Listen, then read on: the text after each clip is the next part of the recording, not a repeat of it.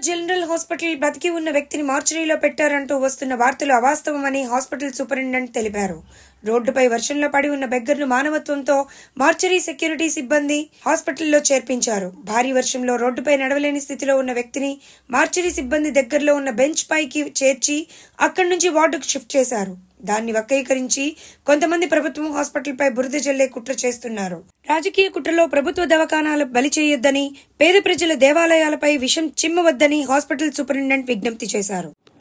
నిన్నటి రోజు Mahabubabad government general హాస్పిటల్లో సాయంత్రం భారీ వర్షంలో హాస్పిటల్ ముందు మార్చురీ గోడ కానుకొని ఒక వ్యక్తి 45 సంవత్సరాల మగవాడు రాజు అని అతను పడిపోయి ఉండడం చూసి గమనించి మా యొక్క సెక్యూరిటీ గార్డ్ అయిన వెంకటయ్య అతన్ని బెంచ్ మీద పడుకోబెట్టడం జరిగింది.